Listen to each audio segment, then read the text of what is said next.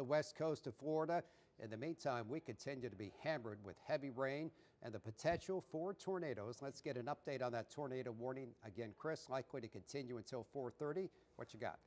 All right, Mike, let's all take a deep breath because we are in it right now. I'm in Studio B and can literally hear the wind and rain on our building right now.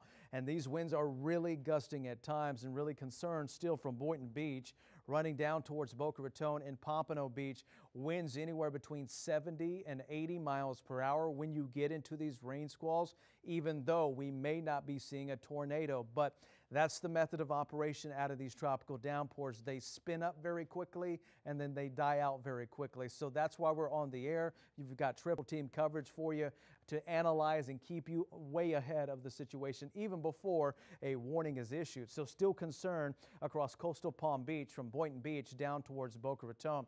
Wind speed still hovering around 60 and 70, coming with these quick bursts of air as we speak. So we'll continue to track that. And then still watching a pretty good indication of some rotation starting to wrap around. Mike and Sandra are right off the coast of Fort Pierce and Indian River Estates. You can see these bright greens. I checked for velocity, so this is checking upper level winds, okay? So this one's showing 102 miles per hour. Subtract about 10 to 15 off of that, and that gives you an idea about what the winds would be at the surface. So 85, 90 mile per hour winds embedded as this next rain squall comes on shore around Queens Cove again, Fort Pierce, Lakewood Park, in that general direction. So I continue to monitor this situation. Got a rotator marker right here. So these are pushing very quickly. Again, hurricane force winds and gusts now being felt across Palm Beach County and the Treasure Coast. And Sandra, this is why we continue to say this is not the time to let your guard up. Do not put your feet up. We will see an impact from Irma, even though, as you saw, made landfall from Marco Island. And it is showing us what we're dealing with. Again, we're seeing hurricane force wind gusts across all areas of South Florida as we speak.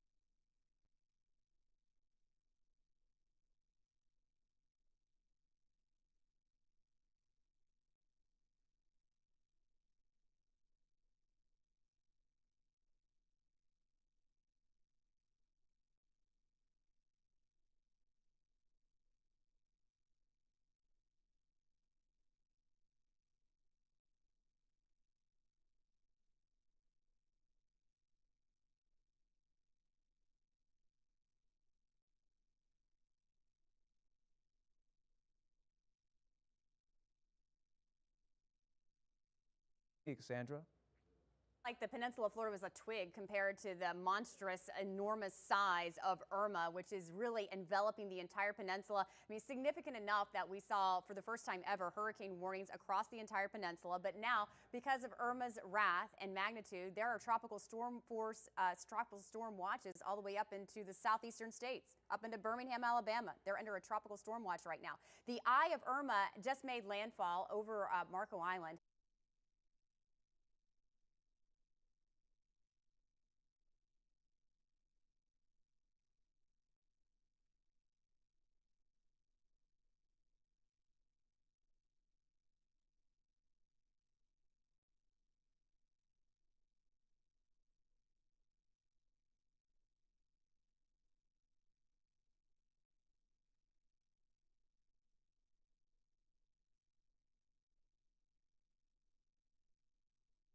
And you can see those outer concentric rings, the ring of fire, the deep set convection is now enveloping all the way over the tip of Florida back into the Miami area. And it is still just huge. I mean, we have another 54-mile-an-hour wind gust in Volusia County, all the way up near Daytona. And you can see the trains of lightning just marching into the central part of the state too, where we're going to gradually see the tornado risk shift. I mean, earlier today we had an enhanced risk all the way down into Miami. That slowly shifted to the north. Of course, it has not stopped at all, but that is going to move further north as Irma as well moves to the further north. Of course, this is irrelevant now, as we already had the landfall of Irma. You can see the eye, you can see the rain swaths and going, and that's that's going to continue, Mike, that track taking it up. It has 115-mile-an-hour winds now, so there's some dry air that's kind of invading along with the trough that's going to take a little bit of Irma's juice away. Hey, you know what? That's a positive. Mike, we'll take what we can get. We certainly will. Just a couple quick updates. Number one, that tornado warning from Palm Beach County does continue in effect till 4:30. Just got a new report out of Collier County, a wind gust of 122 miles per hour. And I want to show you the new European model which just came in, because obviously what we need to watch as we head through the next few hours, any deviation in the forecast track. If this system suddenly starts to wobble back toward the east, that will create greater concern for us. But I want to show you the new Euro because it continues to suggest, as you can see, a track to the north. In fact, if anything, maybe the north-northwest. This is the position of the European model as we head toward Monday, just after midnight, placing the center near Tampa. And let's go a little bit farther ahead. So this is meant to reassure all of us here in Palm Beach County and the Treasure Coast. As bad as it's been all day today, let's not make it any worse by bringing this guy closer to us. And based on the new model run, that seems very unlikely at the present time. Again, the models have been very consistent. The forecast pretty much locked on Florida's west coast. But that's one of the things we're going to be watching very closely in the coming hours. What kind of track happens down the road? And here we are tomorrow around 10 in the morning. The storm should be far enough away that our weather pattern should be improving and we can get to the recovery process. Again, this system making landfall officially for a second time at 3:35 on Florida's west coast. But Chris, we're getting battered on Florida's east coast, aren't we? And let's talk about this. Let's put Mike back on if we could, because I want to talk about what actually happened and what the models were saying. Hey, Mike, you know it made landfall near Marco Island, and I do want to talk about that was, it seemed like it was just a little east of the official track. So a lot of people are noticing that Irma made landfall near Marco. It was a little east of where it was originally supposed or thought that it was going to go. So with that little easterly direction, closer towards Palm Beach County, there is a strong possibility we'll get some stronger winds as we go through the next 12 hours. Again, based on the new European run, and you know as well as I do how much hurricane forecasters rely on that European model, it continues to insist a track up the west coast. And as Sandra pointed out, and rightly so, now that it's over land, it should begin to weaken. Not right away. The winds are already down to 115. I think we can expect further weakening as we head through 5, 6, 7 o'clock. But you're correct in the sense that we need to watch it like a hawk, because any deviation to the east puts more hurricane force winds in western Palm Beach County and western Okeechobee County. We don't want that at all. I mean, it's already been bad enough, to say the least. Exactly, Mike. Again, we've got about 12 more hours of this stuff. Let's take a look at the rotation again in towards Palm Beach County. Warning in and out of the county for the next few minutes. And what we're seeing is we're seeing rotation, then it dwindles. Then we're seeing rotation. Okay, Mike, we've got a new tornado warning that has been issued. Hey, we just got a new tornado warning. It's that same couple we've been talking about for the better part of an hour. We had 3 at one point just offshore, and you can see it right here in Indian River County. This is the brand new tornado warning. Let me pull it up on my phone, and we can see the duration. So this tornado warning just indicated this is in effect until 4:45.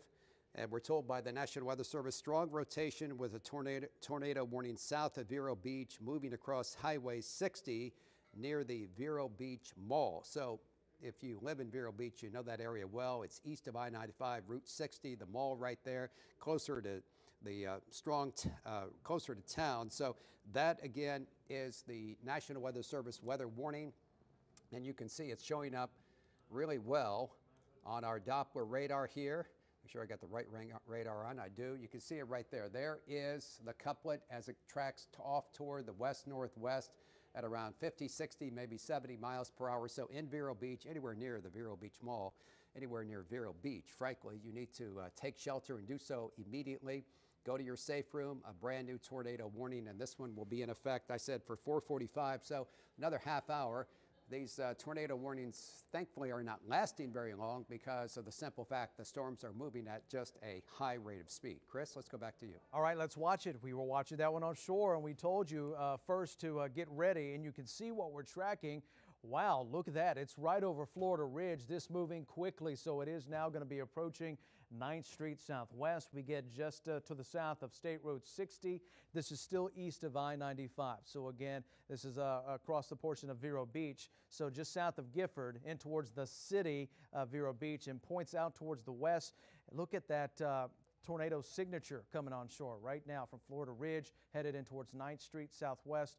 And this is tracking very quickly, as you heard Mike talk about, at a very good clip. So it will be affecting 9th Street back towards State Road 60 in towards I-95 through that portion of Vero Beach. And you can see this is a mean couplet as it continues to move through the area. So Florida Ridge, 9th Street Southwest, just southeastern or southwestern portions of Vero Beach, right through State Road 60. A lot of rotation going on in this area, and definitely some big wind gusts of possibly 80 or 90 miles per hour in through that portion of Vero Beach. So it's time to definitely get in your safe room, your safe shelter. You can see it right here. I mean, look at this. This is classic textbook rotation right there. Now coming out of Florida Ridge, you can see how quickly it moves in that general direction. Now crossing 9th Street Southwest, approaching State Road 60. So that's going to be the general direction, Mike, that this storm continues to move over the next 10 minutes. It's moving very quickly. So our folks out there in Vero Beach, time to take shelter again as this rotating thunderstorm is headed closer towards State Road 60, just west of downtown Vero Beach. Mike? Chris, and Sandra is focusing very much on that cell in southeastern Palm Beach County. We'll get to that in just a second. Just want to update Hurricane Irma, again, making landfall and getting more reports out of Naples. Just had a sustained, a constant wind of 88 miles per hour in Naples. And Sandra, incredibly, the wind gusts there just hit 131. Wow. They're in the core of the hurricane, the most destructive winds. I think we're going to see significant damage on Marco Island and Naples as this storm continues to move to the north. And you can see Bonita Springs, Immokalee will be in the mix as well, Punta Gorda and Punta Reese as well, as Irma making landfall officially at 3:35. But let's get back to that tornado warning in Palm Beach County, which is in effect till 4:30. All right, thanks a lot, Mike. And yes, it's still ongoing for another 10 minutes or so, and still some fierce rains are moving in. So let's take a look between Boynton, Gulfstream, South Jog Road, Hypoluxo, and Delray. Take a look. I mean, that's blinding rain there that's moving on in. So if I can query this is again in place until 4:30. But again, it's just rain-wrapped tornadoes. So these are the tornadoes that they say that you can't see them or hear them. So you need to get into your safe room because they are issuing the warning. There has been rotation detected radar-wise from Old Boynton back into Southwest Congress Road and over into I-95, Chapel Hill, Ocean Ridge, and Briny Beaches into Gulf Road. That's where we're seeing the heart of this tornadic activity. And if I zoom it on up a little bit further, I mean, you can see that it extends even, I think Mike was doing it at the same time, but it extends a little further out, really into, it's a huge swath here, all the way up into the Green Acres vicinity, but right around Gateway Boulevard in back into 95, as we've been saying, this is where we're seeing the racing rains move through with tornadic winds. Mike? And there may be another one just offshore. Here again is a look at the first alert Doppler radar. You can see another couplet just offshore. This one will rotate around and will move more toward the northern part of Palm Beach County. So let me focus on that one here for just a second.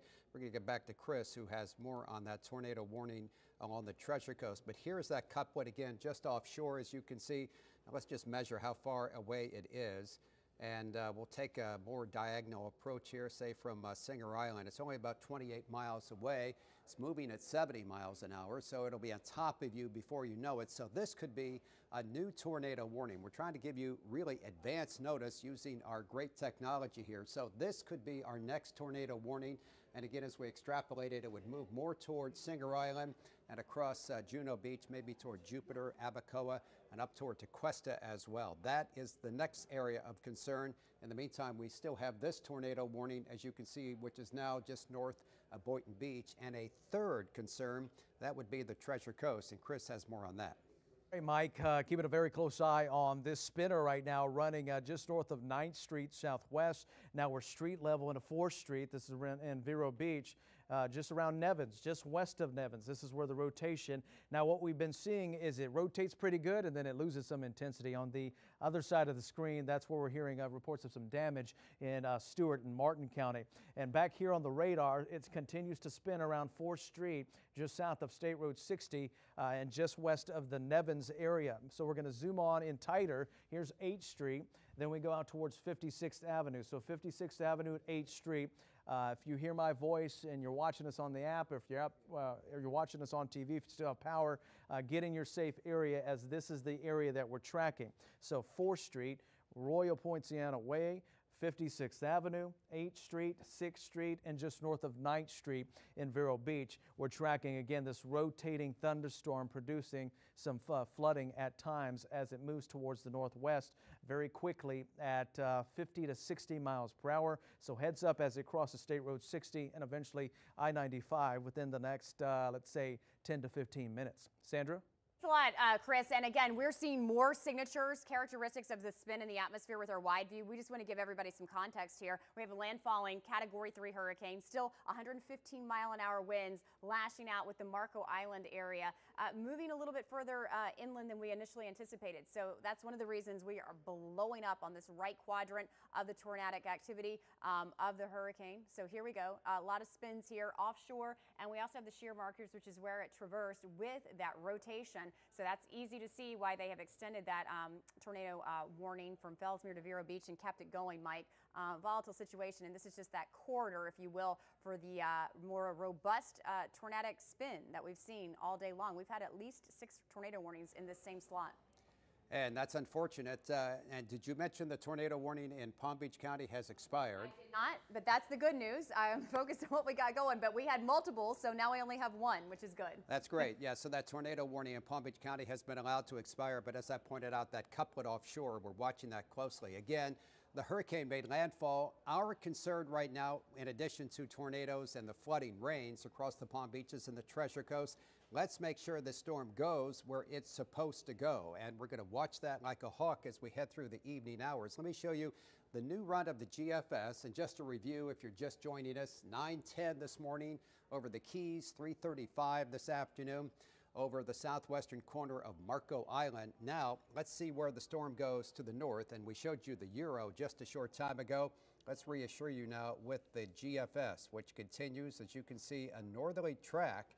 Both models extremely consistent right now, and that's what we like when we look at computer models. We're looking for a consensus, and if we can get that, we're happy about it, because doesn't happen that often. But as you can see, this model continues that track to the north. If by a little wobble or some deviation of the track, the center of the storm, and we're talking right near the core of the hurricane, those core of destructive winds, if they start drifting a little farther east, we're going to be on top of it, keep you up to date, because that could see not only heavy rain, but the potential for intense winds in western Palm Beach County and in Okeechobee County. But again, looking at the Euro, looking at the GFS, we appear to be pretty confident now that the storm will continue its movement to the north and move up Florida's west coast. Chris, let's get back to you. Again, that 1 tornado warning for Palm Beach County has been allowed to expire, but as you can see, the winds there are pretty high, and up in Indian River County, that tornado warning remains active.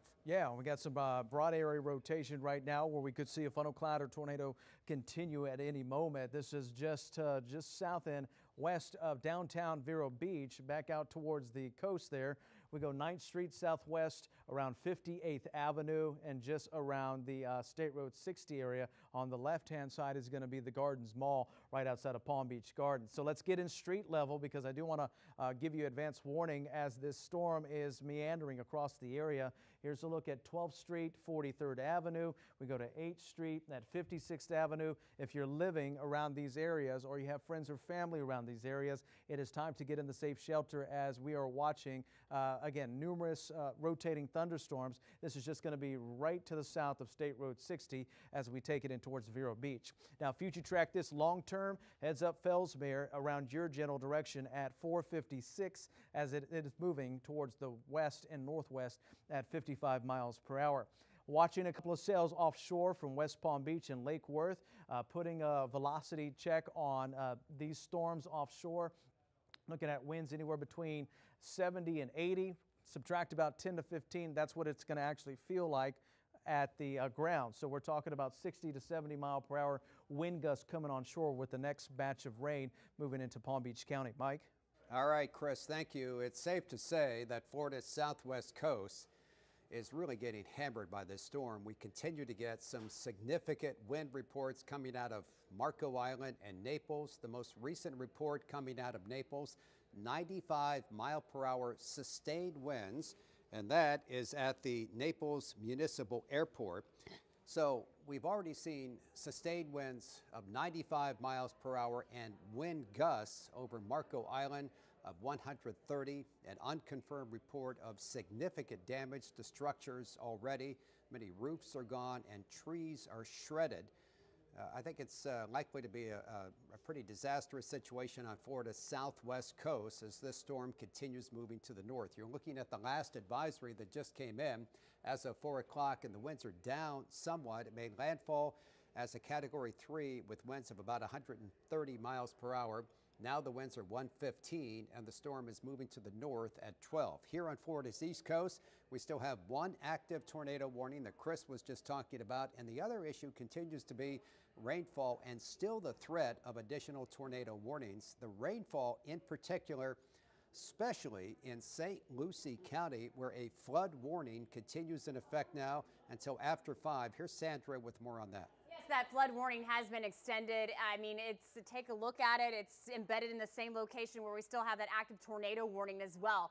So this is the same sort of magnet location, the slot, if you will, where we've seen not only the heaviest rains, and we're talking about heavy rains in excess of 14 and a half inches, almost 15 inches around that Vero Beach down into Fort Pierce area, where they continue to get just, whiplashed with heavy outer rain bands from Hurricane Irma. And I mean, the downpours are just absolute torrents of rain that are wrapped around tropical storm force sustained winds, because those sustained winds still extend out 220 miles from Irma's center. Right now, 79 mile an hour wind gust in Boca, 59 in Port St. Lucie, 39 in Jupiter, 67 out at PBIA. Chris, what do you have? All right, Sandra, keep it a very close eye. Look at this rotation now crossing I-95 now. This is just around 95 and State Road 60, so this is right over the outlets, and you can see how quickly that scan came up and now pushes that rotation. So let's get in street level and show you specifically what we're talking about. Okay, well, that's way down to street level, but this is going to be 130th Avenue, just west of I-95. Approaching Sebastian Boulevard. So if you're in that portion of Indian River County, from Sebastian Boulevard to 95 and points in between, that is where we're watching this rotation. It's really popped up in the past 5 to 10 minutes, and as I widen the shot, you can see it's quickly moving towards Fellsmere. Mike? Another tornado warning, Chris, just a little bit farther south from the tornado warning that you were just talking about. You can see it's in effect now. This one in effect for parts of Martin County from Palm City and Stewart all the way through St. Lucie County. Poor St. Lucie County continues to just be hammered. This tornado warning remains in effect now until 5:15, and like all the other tornadoes we've seen so far today, moving at such an incredible speed. Again, the storm is on the west coast. We've got these outer rain bands, and these tornadoes spinning up and spinning up quickly. As we feared with these couplets just offshore, it doesn't take long for the storms to just move on shore. So at the moment, 2 tornado warnings in effect. You can see here in the eastern half of St. Lucie County, and that would include Port St. Lucie, Fort Pierce, up toward Lakewood Park, and then the existing tornado warning with the couplet here, maybe just west of the Vero Beach Mall, as it continues tracking off toward the west and the northwest. So 2 tornado warnings, likely more to come across South Florida as Hurricane Irma continues to batter all of South Florida. Let's go back to Tiffany and Felicia. All right, Mike, thank you. You're watching WPBF 25 News and our continuing coverage of Hurricane Irma. Still a very dangerous storm. Made landfall twice across Florida already at 9 o'clock this morning in the lower Keys, and then at about 3:45 on Marco Island. I believe we have a picture out of Marco Island. If we can show that photograph of the picture that somebody sent in. We're going to get that in a moment, but what I do want to tell you too, in St. Lucie County, we know we've had lots of flooding in that area, nearly 15 inches, and the St. Lucie County Sheriff's Office just sent out this alert that areas throughout the county continue to remain underwater. This is not the time to go out and sightsee, so please don't head outside. This is a look at Marco Island, just the beginning of some of the video and images that we are getting into our newsroom, and that is just a glimpse into what they're going to be dealing with when they are able to walk outside and assess the damage. We want to remind you, so many people are without power right now, many of you watching us on your apps, but if you do lose power or you don't have enough battery on your cell phones, smartphones, please go to our radio network and you can listen to our simulcast on the coast 101.3, True Oldies 95.9, and 106.9. And a reminder, Palm Beach County Fire Rescue telling us a short time ago they have stopped responding to calls. As the winds decrease, they will then be able to resume operations. We want to go back now to our First Alert weather team of meteorologists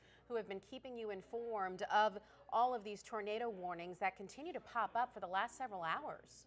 And it continues to be a really fluid situation, Felicia. We're expecting more tornado warnings. I want to take a moment and update the hurricane. As you point out, it made that second landfall officially at 3:35. We saw that horrendous photograph coming out of Marco Island. Naples is being really hammered as well. Just a short time ago, a sustained wind of 88 miles per hour in Naples and a wind gust up to 135 miles per hour. Here on the East Coast, it's all about tornadoes and rainfall. And right now we have 2 active tornado warnings in effect for the Treasure Coast. Let's get to Chris for an update on them. So as we're looking at a big strong rotation right now, just around Sebastian Boulevard, approaching Fellsmere and that general direction through Vero Beach, just north of 20th Street and I-95, State Road 60, that area. So State Road 60 north, west of I-95, that's where we could see the rotation with the thunderstorm. Let me see if I can get it street level here. This is going to be between Sebastian Boulevard and 130th Avenue through that portion of Vero Beach. Newly issued is this new tornado warning encompassing the coastal sections of St. Lucie County, Lakewood Park, Fort Pierce, Indian River Estates, Jensen Beach. Let me put some wind speeds on here and see what we can potentially see as these move on shore. Again, these would be wind gusts in these thunderstorms, 70 to 108. This is hurricane force winds moving a little closer towards these locations. This is definitely damaging winds as well as these quick moving showers and storms continue to move across St. Lucie County. And we also continue to keep a close eye on Palm Beach County. Got a rotator right off Jupiter Island and Hope Sound.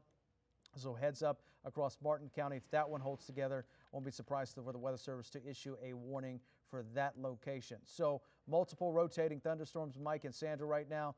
Let me continue to get back to the radar and just pinpoint each and every one of them and street level so we can give you advance warning about getting into your safe shelter all across South Florida and the Treasure Coast. Sandra? Awesome job. I like seeing how those winds are in the midst of those tornadic cells, Chris. And right now we have this awesome split screen where we have the 2 tornado warnings, and we were just looking at video of the Gardens Mall, which is getting hammered while Chris was on the air with huge thunderstorm, lots of lightning, and those sort of horizontal shears. But if you're just joining us now, we have 2 active tornado warnings. The first between Vero Beach and Fellsmere.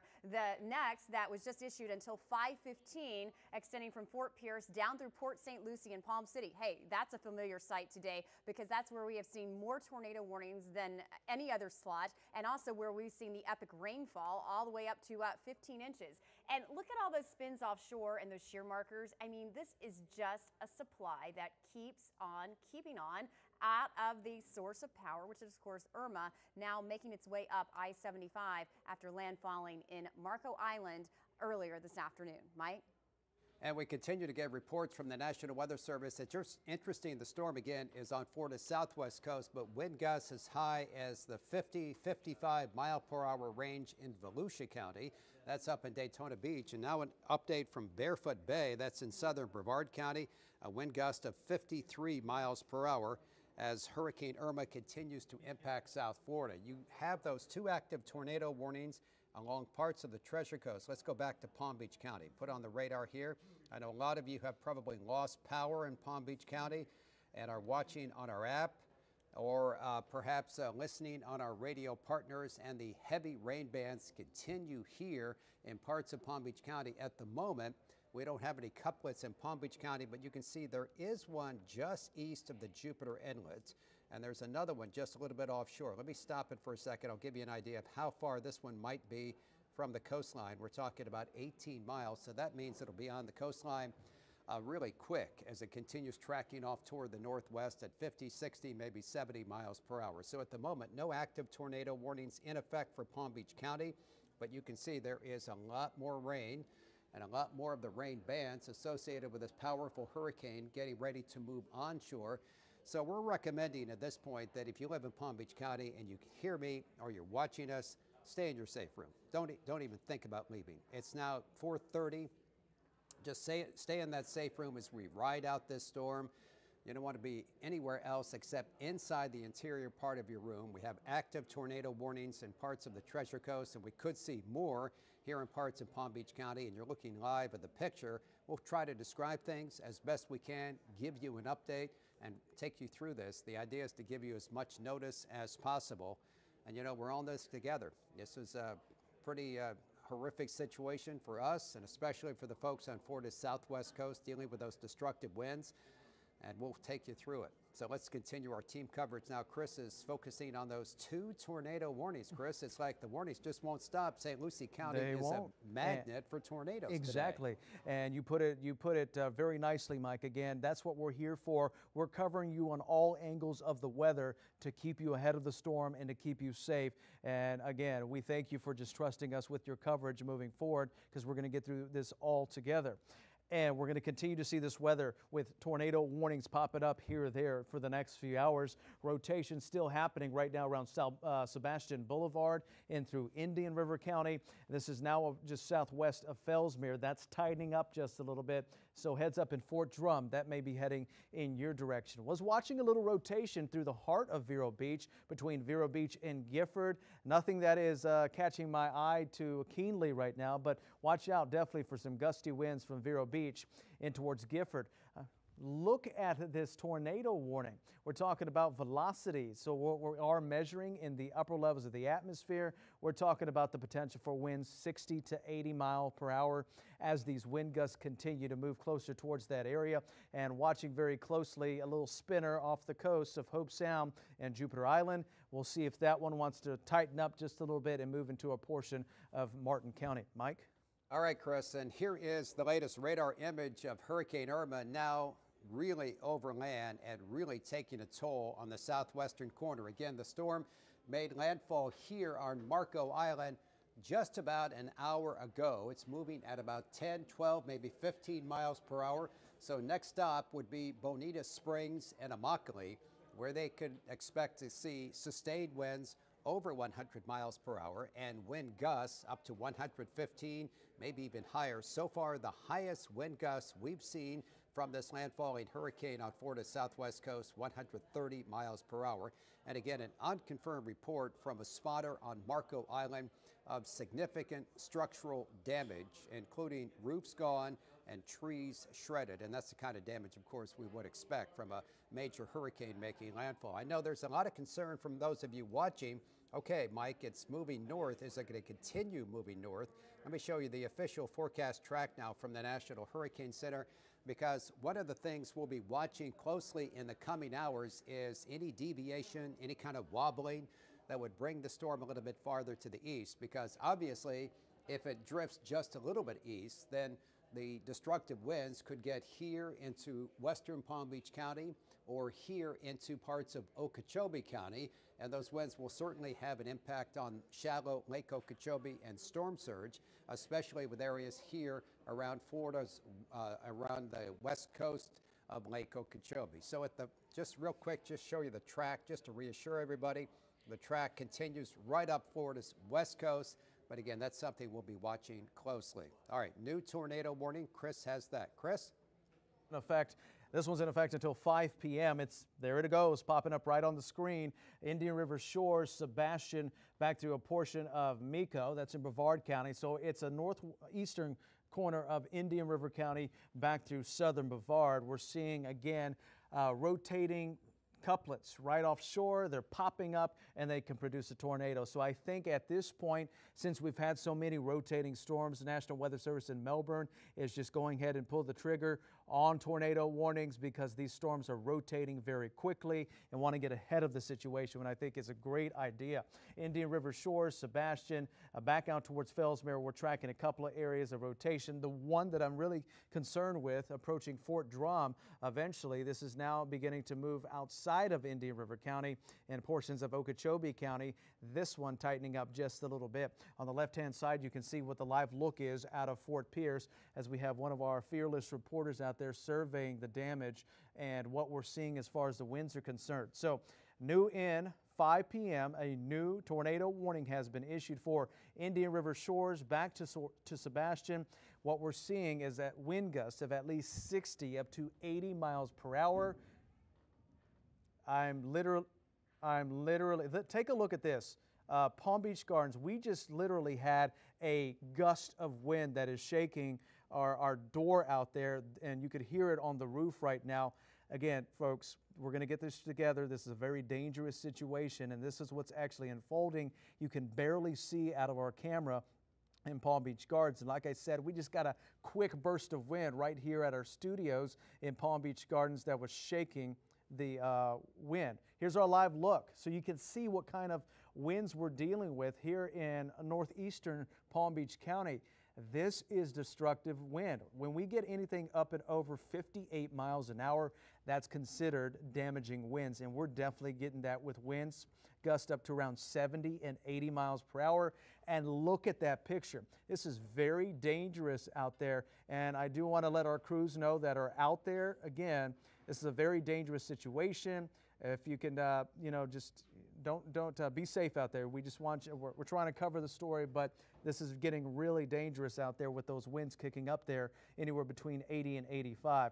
And Mike, it was a little frightening, to be honest with you, when that big gust of wind just came about a minute ago. It was rattling the door. I'm in Studio B, and we've got an outside door to the parking lot, as you know, and it was rattling, and the roof right on top of me started shaking. So again, this is the real deal, and the winds that we've been forecasting to come through for the past few days, just because Irma made landfall, about 150 miles away, we're still getting these effects here across Palm Beach County and the Treasure Coast, and you can see that live shot just tells the story about what's happening outside our door right now in northeastern Palm Beach County. Yeah, Chris, I felt it too. You're in one part of the building, I'm in another part of the building. We're not that far apart, but all of us paused when we heard that wind. Felicia and Tiffany turned and looked, and the whole newsroom, there was an audible gasp coming from the newsroom when that particular wind gust rolled through. And what I want to show you now is why more couplets and why more severe weather is coming. I took the radar off the map for just a second, and you can see rotation here, you can see rotation here, you can see rotation here, and that is our first alert Doppler radar showing the tornado warning. So let me put the radar back on, and we'll take you down into Palm Beach County, where that cell just rattled our TV station. And we'll put on the Palm Beach radar, and you can see there is quite a strong cell now moving through areas right around Palm Beach Gardens and also right around Juneau Ridge. Also want to tell you that we just got a new wind gust coming out of, Naples, and the winds, a wind gust of 112 miles per hour, and also the highest wind gust we've seen so far, a wind gust of 143 miles per hour. So that is just how incredible things are as the storm continues. Do we have a new tornado warning for Palm Beach Gardens? No, I don't see that. We just have very heavy rain continuing across parts of Palm Beach Gardens and those high winds as well. Chris, let's go back to you for a second. All right, Chris, Mike, we'll take it from here because Chris is going to take a break because we know you're going to look at some more data, but we just wanted to talk a little bit about what just happened here, because as we were sitting here on the set, we did hear those strong winds and really did rattle this studio. This is a huge building with reinforced This roofs. building has been here a very long time in the gardens, and this is a live look right now from our camera on top of our roof, you can see, I mean, for a moment there, just a few minutes ago, it was blinding rain. You couldn't see beyond those trees, but very gusty winds moving across the Palm Beach Gardens area. If you live in northern Palm Beach County, we are seeing those rain bands, and Mike warned us about the squally weather, and that's exactly what is happening outside right now. And we want to remind you, we know many of you are watching us online or on your smartphones. If you lose power, and we know there are more than 4 million people in the state of Florida without power at this point, you can listen to us on 95.9, 101.3, or 106.9. And a reminder, the curfews up and down our coast remain. 45 people already arrested in Palm Beach County. And Palm Beach County Fire Rescue no longer able to respond to any emergencies at this time because these winds are so strong. We want to toss it back now to Mike with a look at the radar. And again, the active tornado warnings, we have 2 in effect right now. One for St. Lucie County, the second for the northeastern corner of Indian River County, including Sebastian. Getting more wind reports, this one from the St. Lucie Airport just a moment ago. Tropical storm force winds, a wind gust of 64 miles per hour. The bottom line is, at this point, you need to be in your safe room. We talked about this a lot coming into this event. Now it's vitally important that you go to that safe room and stay in that safe room for the better part of this afternoon. It's going on 4:45. You need to be in there, I'm guessing, for another 6 or 7 hours until this entire event passes by. We were talking about how the storm making landfall on Florida's west coast and the incredible winds we're seeing over there of 143 miles per hour and the likely destruction. For us, it's those intense rain bands that continue to produce all sorts of winds. We've had the winds 50, 60, even 70 miles per hour. In Miami, a wind gust up to 96. In Broward, a wind gust in the 80-mile range. In Palm Beach County, winds have gusted over 70. And across parts of the Treasure Coast, we've seen those wind gusts up to about 64 miles per hour as well. All of this from Hurricane Irma, which now is really just plowing through the southwestern corner of our state. Let me switch to the Tampa radar, so I think that'll have a little better sense of where it is. You can see it right here. There's the storm. Again, it made landfall at 3:35 this afternoon as an incredible Category 3 storm. Earlier today at 9:10, landfall in the Keys as a Category 4 storm, and the storm continues to move to the north. You want me to do what now? That's a live picture right there of Naples. It's incredible we can get a live picture out of Naples because they are actually maybe in the eye of the storm to some degree. Let me just zoom in on my radar, and you can see it right there. There's Naples. They're actually perhaps in the eye of the storm or perhaps just emerging out of the northern eye wall. But look at the impact, and unfortunately for them, they will get the other side of the storm as it continues to move from the south to the north. So a double hit for Marco Island and for Naples, Orange Tree, Bonita Springs, San Carlos Park, Immokalee, Sanibel Island, all of those lovely spots on Florida's southwest coast. I know many of you have been there. You know what it's like. You like to vacation over there, spend time over there. That location is seeing the full force of a major hurricane with wind gusts at times up to 143 miles per hour. And Felicia and Tiffany, I'm told that in terms of power outages across South Florida, especially here in Palm Beach County and for the Treasure Coast as well, the power outages just continue to increase. That's right, Mike. And at this point, we know, according to the most recent updating from FPL, 2 million homes, which really equals about 4 million people in the state of Florida without power. But we heard earlier in the week that the FPL CEO in one of his briefings expects about 9 million people to be without power by the time Irma makes her way across the state. I mean, and this really is an unprecedented storm for not just South Florida, but all of Florida. When you consider the impact, the storm first making landfall this morning just after 9 o'clock in the lower Keys, and then moving north, making her second landfall. It was about 3:42 on Marco Island with winds near 130 miles per hour. The storm has now been downgraded a tad with winds at about 115 miles per hour, but it's not unlikely. I mean, it's possible this storm will make landfall again as it continues. A third landfall. A third landfall in Florida as it continues to move up Florida's west coast. So right now, so much of Florida feeling the impact of the storm. I've been in touch with my family down in Miami, many without power. I have family in the Orlando area. They're seeing the same things. They have tornado warnings in effect. So as these rain bands continue to wrap around, I mean, we warned you ahead of time, right, that This storm was about 400 miles wide with the state of Florida. 150 miles. 150. So we knew that we were, even though we weren't focusing on the direct impact wherever that storm made landfall, we were all going to be impacted by this storm. I've had friends in Boca Raton saying it is scary because the shutters up and the winds are so strong, they're howling. Right, and I just showed you a picture of my parents in their safe room. Yes. Because at one point in West Palm Beach we had a cluster of those tornado warnings happening, and all up and down the coast we've been getting pictures, so we know how scary this is for you at home. We know there are 127,000 people in shelters throughout Florida, about 15,000 in Palm Beach County alone, so we know this is a very long day for you. It's scary to hear the noises. We just had that here happen at the studio. We know what that feels like, we know what that sounds like, and we want to take this moment now to go back to Mike, because Mike,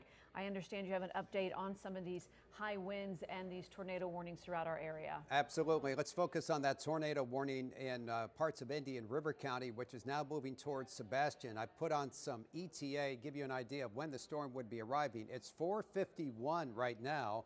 And Sebastian, you have 1 minute to get to your safe room because it is scheduled to arrive at about 4:52 and Mico at 5:01. And other locations a little bit farther north in Brevard County. So time's a wasting, as they say. You need to be in your safe room. That other tornado warning, it's not looking as well defined. It's more, looks like it's more around Okeechobee Road in Fort Pierce. That one is also moving to the north. And even though the warning only extends as far north as Lakewood Park, if I was in Vero Beach or Florida Ridge, I would continue to shelter in place. You need to stay in your safe room. And I think it's safe to say anyone in Palm Beach County and the Treasure Coast, you should all be in your safe room as we continue to ride out this storm. All right, Chris is back, and I'm going to ask you a kind of a silly question, but I'm guessing that for a moment, Chris, you needed to go outside and take a picture. Am I right? Say that again, Mike? You went outside to take a picture or take a peek at some of the storms. Am I right about that? That is absolutely correct. Again, just to get the he wants to see it. We all want to see it. It's just human nature. Tell me what you saw. I mean, we've got to have the ground truth. I mean, this is tropical storm force winds with higher gusts up to 85 miles per hour. On top of that, it is flooding rains outside. Just taking a look at our parking lot, and the rain is just coming down very torrentially out there. And we continue to focus on the high risk for tornadoes. We have had over 12 tornado warnings. We had a lot of them last night. We had 5 early this morning. Now we're on to, I think, 4 or 5 this afternoon. And we continue to track that, as you saw Mike, in towards Wabasso Beach, Indian River Estates, back towards Sebastian. Winds could be anywhere between 30 and 50 miles per hour. So when I put on these winds, that's showing the potential wind gusts out of these bursts and squalls that continue to move through the area. Watching another burst just north of Fort Pierce, right along Indrio Road, or basically just south of Indrio Road in towards Fort Pierce. This one approaching I-95 and Okeechobee Road. So watch out. There is some popping rotation there, moving quickly towards the west. And that's the thing with these rotating thunderstorms. They are moving very quickly at 55, maybe 60 miles per hour, but nonetheless popping some very intense wind as they come on shore. And we'll continue to track that again through that portion of St. Lucie County. You can see how wide the warning is. It encompasses the coastal sections of St. Lucie and even a corner of Martin County from Stewart to Palm City and in towards Jensen Beach. Watching this right here. Look at this one. This is a rotator. It continues to spin out there in the Gulf Stream off the coast of Hope Sound. This is going to be about 5 miles from Hope Sound and Jupiter Island through that portion of Martin County. This one drifting towards the northwest, so heads up in Palm City and Stewart. Again, we'll be tracking this rotating thunderstorm. Has the potential to produce a waterspout and also a potential as it crosses the Berry Islands, and maybe a tornado as it moves quickly towards the northwest at 50 miles per hour. Let's get it back to Mike. You got an update on Irma. Mike? We just got the 5 o'clock advisory, Chris, on Hurricane Irma. It's now down to a Category 2. That's some good news. At one point this morning at landfall, it was a 4. Second landfall, a 3. Now, according to the National Hurricane Center, it's a Category 2. Winds right now 110. The pressure continuing to rise, and the storm is moving a little faster. That's some good news as well. That reduces the amount of rain. If you recall Hurricane Harvey, it was crawling through Texas at 3 miles per hour. This storm is moving a little faster, not fast enough, obviously, at 14 miles per hour. So that is the advisory. Let's check the forecast track. And again, our concern is any kind of deviation that would bring the storm a little closer to us. There's the forecast, and you can see the new forecast track just in continues to call for a forecast track over Florida's west coast, not any closer to Okeechobee County or Palm Beach County. And this is something we'll be watching as we go through the evening hours.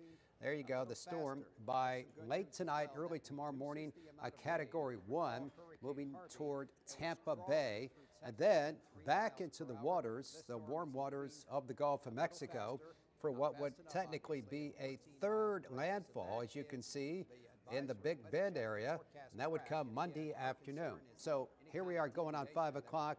The new update on Hurricane Irma. The storm has weakened, obviously in part because it's now over land. The winds are 120 miles per hour. Let me just check that. It's not 120, it's 110. Just want to be absolutely clear on this. 110, excuse me. And it's now moving north at 14, pressure up to 938 millibars, and no indication that the storm will in any way come our way. It's already bad enough with these straight line winds, the winds rotating around, and the continuation of the tornado warning. So again, at 5 o'clock, the new advisory, the storm is weaker, moving a little quicker, and forecast to continue hugging Florida's west coast. Chris, let's go back to you. Our Mike, again, because the torrential rainfall is still falling down across every location of South Florida and the Treasure Coast. Sebastian, Fellsmere, when you get into these orange and yellow colors indicating some intense rainfalls from Vero Beach now running through Lakewood Park, 95 around State Road 60. This is just blinding rain, and you can see as we put a live shot. Hey, Chris, where's this live shot from? It's Naples, so you can see that they continue to deal with that area as well. So Lakewood Park back toward Fort Pierce, we get into some heavy showers that continue to move on shore. And this is the MO of these showers and storms. They're moving so quickly, got a lot of friction and rotation going on. They produce these quick developing funnel clouds, and you can see rotator marks popping up here or there through St. Lucie County. Then we take into Stewart, Palm City, Jensen Beach, and more to come, my friends. Look at these individual little cells. These are rotators, what I call rotating thunderstorms. We've got one here. Got another one right ahead of it. We've got a couple of more coming on shore. We've got one about to move on shore just south of Jensen Beach. This is going to be a high tornado threat for the next, I think, at least 4 hours here across South Florida. Rain shield overspreads in towards Okeechobee County and even in towards the Gardens. We're seeing a very big swath of rain from Palm Beach Gardens running in towards Jupiter, and this all continues to move quickly towards the north and west at about 50 miles per hour. Watch out just towards the west of Wellington. This is going to be right around Southern Boulevard, out towards Belle Glade. You can see that quick punch of red right there.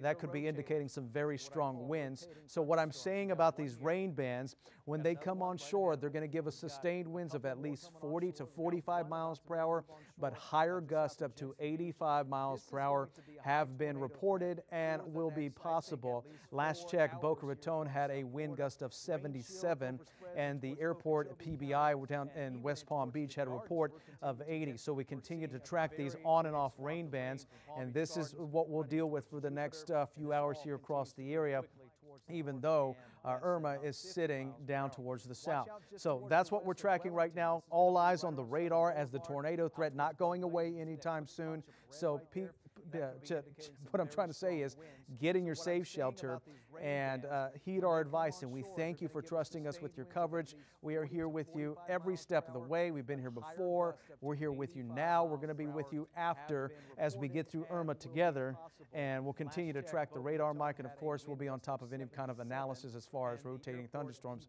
are concerned. Back to you. I can see one just off your right shoulder too, a little couplet beginning to develop there. Just want to update the southwest coast of Florida and the rainfall. You can see the rainfall totals here topping 7 inches, all of that in the last 4 hours, and the extreme wind warning continues in effect for Collier County. That rare weather warning that the Hurricane Center and the National Weather Service issues on just 1 or 2 times a year, typically with a landfalling hurricane. We're going to talk more about that in a second, but first to Todd and Felicia. how we're All right, Mike, thank you.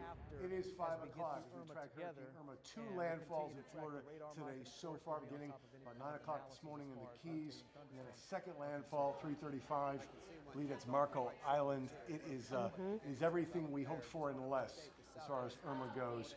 Coming in as a Category 4, then now Category 3.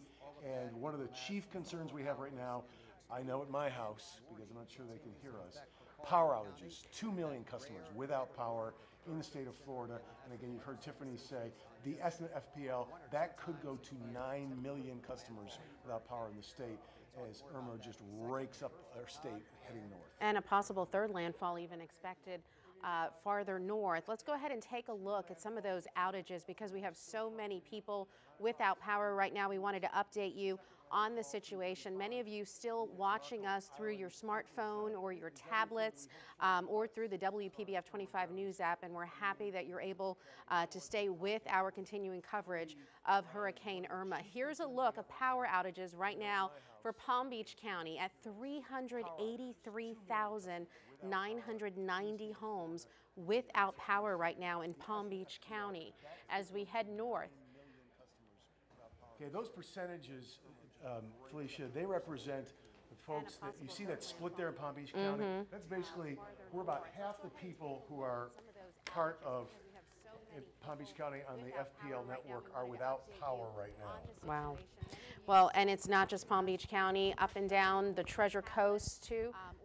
We continue to see numbers going up on the Treasure Coast, 47,935 homes without power right now. We want to remind you, if you do lose power, you can still listen to us on our radio networks. We've got 3 stations you can tune into, 95.9, 101.3, and 106.9. We will also be streaming live on Facebook. And again, those Treasure Coast numbers are way up. You see the percentages. Now here is the whopper of the case. Miami-Dade power outages, 80% is really the number right now. Miami-Dade County without power, and look at the number. They're approaching and will likely hit the 1 million mark of customers without power in Miami-Dade. In case, of course, the key number here isn't just the number of people without power, it's the number of days they could be without electricity. FPL has said it could take days to weeks to restore power. All right, we want to continue to update you on the situation with Hurricane Irma.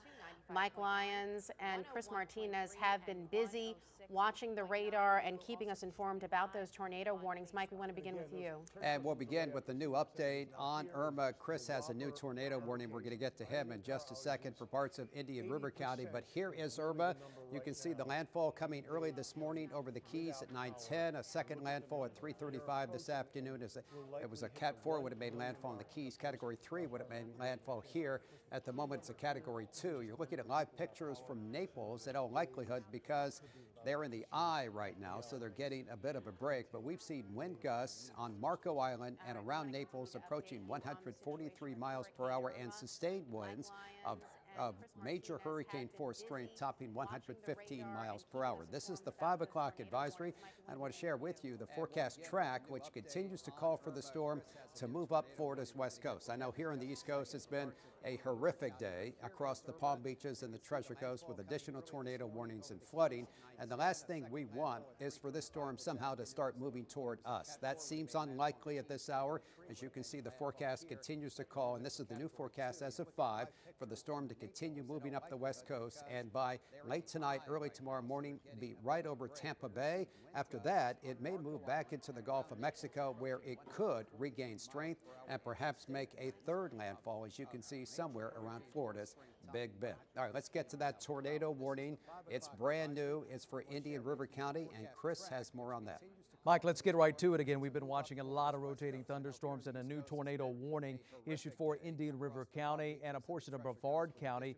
And a lot of rotation happening right offshore, and this one's moving towards the northwest at 50, 60 miles per hour. So heads up Indian River shores, Wabasso Beach, Sebastian back out towards Fellsmere, and portions in towards southern Brevard County. If you have friends and family across southern Brevard County, especially just towards the south of Mico, this area under the next the tornado warning for the next few minutes: Fellsmere, Sebastian, Wabasso Beach, Indian River States, and just north of Vero Beach. I put a future track just to show you when we do expect these rotating storms to be moving in towards your area.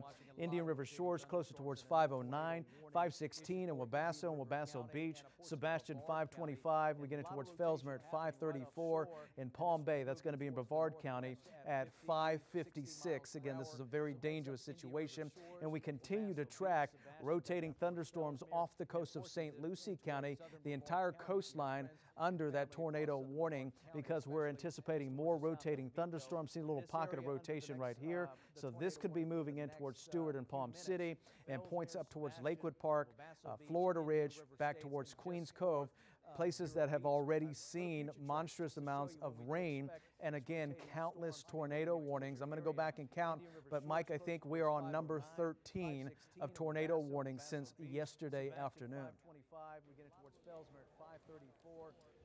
All right, Chris, let me get my radar up. Again, we're focusing on those 2 tornado warnings along the Treasure Coast, but let's look again here at the storm itself.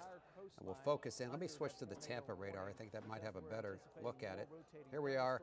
The eye of the storm is now over Naples. I think that's one of the reasons we're getting pictures out of Naples at the moment. But the right front quadrant, and this would be those hurricane force winds, those destructive winds, are now moving over Orange Tree and headed toward Immokalee and eventually toward Carlos Park and Sanibel. And I understand we have some pictures coming in from, this is the West Coast. And this is Marco Island as the storm made landfall, again, as a Category 3. And this was right around 3:30 this afternoon. Let me look at my chat and see where we stand in terms of getting all sorts of information from across the area. At 5:03, we've got a central pressure of 941. That's in Naples. In Pompano Beach, wind gusts over 80 miles per hour. Let's look at Miami. The tide gauge, this is interesting, from the Naples buoy is not working. Report from, which is not surprising, the pressure continuing to drop there as the storm continues to move to the north. Again, it's going to be a long day already. It's going to be a long night, and it may be a long overnight until this storm is finally beginning to have less of an impact on the Palm Beaches and the Treasure Coast. As you saw that forecast track, and I'll go over it one more time, the storm is indeed forecast to move up Florida's west coast. Let's look at the new forecast track just in as of 5 o'clock from the National Hurricane Center. Again, making landfall as a Category 3, now a 2, and you can see the forecast track. This is later on this evening, and this will be Sunday night, about 11 o'clock, moving toward Tampa Bay. So even with this track, we're still in the mix for the next, I'd say, at least 12 hours of heavy rain bands, continuing tornado threat, and flooding. And the flooding has been horrific in some parts of St. Lucie County. We'll look at rainfall totals from there in just a second. But then the storm continues to move up the Florida's west coast. Again, no indication it's going to get any closer to us. It's bad enough as it is. The last thing we need is for this guy to get closer. But as you can see, perhaps late tomorrow night or early tomorrow morning, the storm back over the open waters of the Gulf of Mexico, where it may make a third landfall in the Big Bend. Again, the rainfall, we've been talking a lot about tornadoes. The rainfall has been just tremendous, especially in parts of St. Lucie County where flooding started early in the morning. Let me update some of these rainfall totals. We'll actually take a look at Indian River County and St. Lucie County, and you can kind of see these rain bands have been moving on shore pretty much like that. And we've seen significant flooding already. So let's just check a few of the rainfall totals. Here's 7 inches of rain. This is for the past 12 hours since about 5 a.m. So obviously there has been more in some locations. A little bit farther east on I-95, just west of Vero Beach, 4.6 inches of rain has fallen. Let's go down the road and look at Palm Beach County and see where we stand in terms of the rainfall totals here, where flooding has not been that big of an issue at the moment. You can see there is some heavy rain indicated by our Doppler radar that fell across this part of Palm Beach County. So let's see what we got here in terms of rain. This is out by Belle Glade. That's 5 inches of rain. This would be about 4. Boca Raton, 3.2. Here we are in Lake Worth, 2.5. This is an area just west of Jupiter, 1.8 inches of rain. So At the moment, flooding does not appear to be an issue across parts of Palm Beach County, but that doesn't mean it won't be. So let's go back to the radar. Again, we have 2 active tornado warnings in effect. They continue across the Treasure Coast. And forgive the radar for just a second, it's got a little hiccup in it. But what I want to point out to you are all these other couplets that are still out there, and this just continues to increase the danger for all of us for additional tornado warnings. I'm going to circle them, and there are just so many. There's 1, there's 2 right here. Here's a 3rd, a 4th, a 5th, a 6th, and a 7th, and an 8th. Okay, the hits, they keep on coming. So that's 8 separate couplets that are just offshore, indicating rotating thunderstorms. These will rotate onshore, and once they do so, you can expect a continuation of the tornado warnings, in particular for parts of the Treasure Coast. So, Chris, this is pretty remarkable, a day unlike any day we've seen in quite some time. Back to you. Last time we saw so many tornado warnings here in South Florida. I'm talking right over Wabasso right now, seeing some very strong rotation, just inspecting these winds in through right around the Wabasso area. They're coming up between 75 and 85 miles per hour with this rotation that continues to move across that area. All right, let's future track this. This is moving towards the northwest at 55 miles per hour. Wabasso right on top of you. We go to Vero Lake Estates at 524, Brookdale or Brookside, I should say, at 524, and Fellsmere 534. What we're seeing is rotating thunderstorms kind of come up across the coast. They'll move inland, and then they start to rebuild as they move further in towards Indian River County. Taking to St. Lucie County, 3 areas of concern, and I've highlighted with a future track for each one of them. One off the coast of Fort Pierce and Queens Cove, another one off the coast of Indian River Estates, and another one off the coast of Stewart. So tracking Sewell's Point 520, Stewart 528, Palm City 533, Port St. Lucie 550, and closer towards the Tradition area, just west of Gatlin and 95. We get in towards 604. You can see 3 different areas of rotation coming on shore, and I tell you what, these winds are howling. When you get into the deep greens, or I should say the bright greens right now off the coast of Fort Pierce, those are indicating at least 80-mile-per-hour burst of wind. Also tracking some rotation here. You can see how well defined this situation is. This is going to be right off Seminole Shores and that portion of Martin County. This is generally moving towards Seminole Shores at 546, Sewell's Point 554, Ocean Breeze 558, Stewart 602, and 607 Palm City. So again, we continue to track just this intense rain, embedded tornadoes coming on shore across everywhere. And this rain is heavy, my friends. We're talking Sebastian, Fellsmere, back to Vero Beach. It's in and out with these rain bands. Gusts of wind come here or there. They flicker the power, or your power's out. That's what we've been seeing here in Palm Beach Gardens, Fort Pierce, Indian River Estates. Look how intense the rain is. We get into the yellows and the reds, and that continues around Port St. Lucie, also in towards Jensen Beach as well. Some intense rainfalls and more of it to come. But what I've been seeing, ladies, as I toss it back to you at the desk, is we're not seeing the showers as intense over the Gulf Stream, because earlier we were talking about pockets, just lots of pockets of red. Now we're just tracking moderate showers, but again, we're going to have to really keep with the heightened tornado threat for the next few hours here across South Florida. Again, I haven't counted them yet, but I'm thinking 13 or 14 tornado warnings have been issued since yesterday. It has been nonstop, and it's really hard to see these tornadoes because, as you know, they would be rain wrapped, but these winds are packing a very powerful punch, and you're seeing pictures just of what we're seeing here across South Florida, even though the center of Irma is far away. Flea and Tiff? Chris, well, I'm joined now by my co-anchor Todd McDermott, and I can tell you our phones have been beeping. We've been getting video into the newsroom, text messages from folks down in Boca Raton and on the Treasure Coast who have been in their safe room as these squalls continue to push on shore. It has been scary. And I'm thinking about the hundreds, more than 100,000 people in shelters, those 530 shelters around the state, because when they're in a shelter, they also are under those tornado warnings. Absolutely. I know it's a very tense time as we go through this, and as you heard Mike say, this goes on for at least another 12 hours. But right now, the focus is on Naples, Florida. They are getting pummeled, and now it's a Category 2. They are just getting raked. We want to take a look at what's happening in Naples. Those gusts you're talking about. And it's going to be good to know where the worst of it seems to be going, because that's where we're going to need to go and check and see who was there and see who made it through and how everything is in those areas.